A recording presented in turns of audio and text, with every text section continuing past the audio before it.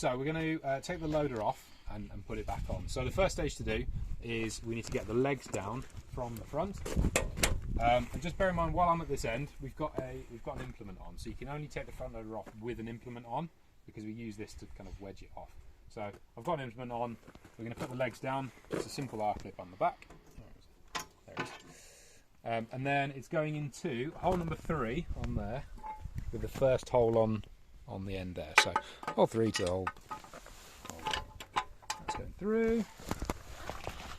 I'll clip onto the other side. And then do the same on the other side.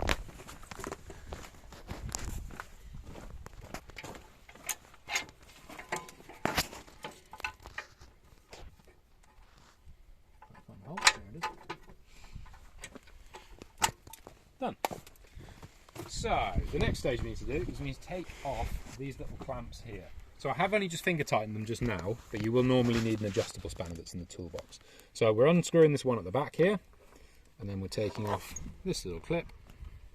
Now when you pull it out, this one inside still may drop, and this one's quite close to the glass, so be careful. Also, because you buy the exhaust pipe here, make sure the tractor's not too hot. Or do it from the front, it does work. There we go, so we're going to get these out of the way. We don't need them for now. They can either live in the cab, in the toolbox, or somewhere else. Put them there. Same on the other side. Unscrew the one at the back. Pull out the pin. And then it drops out of the way. So now there is nothing holding the loader in apart from gravity.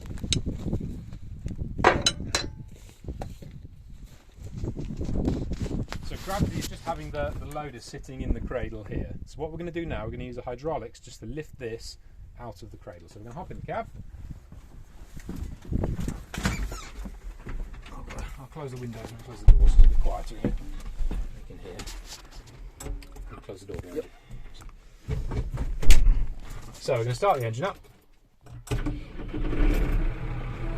And then we're going to rest the whole thing on the ground.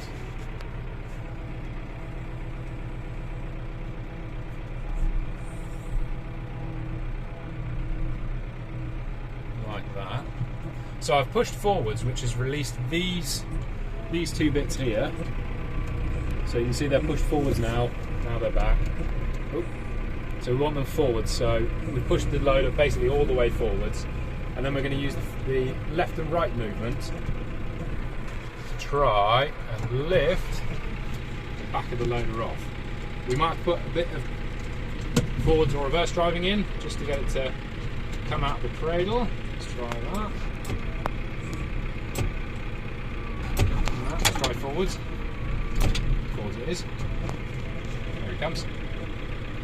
And it's out of the cradle. There we go. So now this is the most important step. Let me just stop there and put the brake on. Most important step is when we've switched the engine off, we're going to make sure that that system has got no pressure left in. So I didn't do this once, and I paid for it later. So we're just going to move the stick back and forth, and we're just making sure the loader's not moving.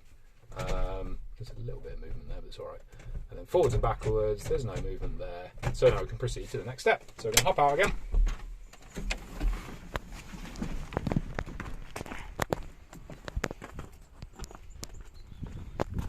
Round this side. And we're just unplugging all of these. Now before we do that, we're going to lock this tap off.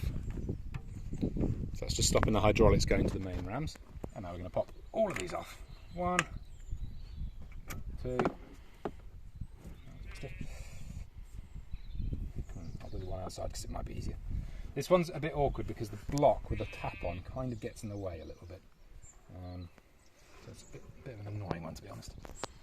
Come on, off you can. There might be a bit of pressure left, so I'll just wiggle this a bit more.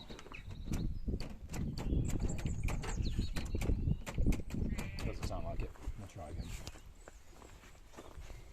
There we go. Brute force, that's all it needed. And the electrics as well, just here. So now we just make sure all of these are off. It's clear of the mud guards and everything else, and we can back out, and that's the loader off. and it's safe to leave like that. It's on the stand, it's not going anywhere. And I'll take the loader off.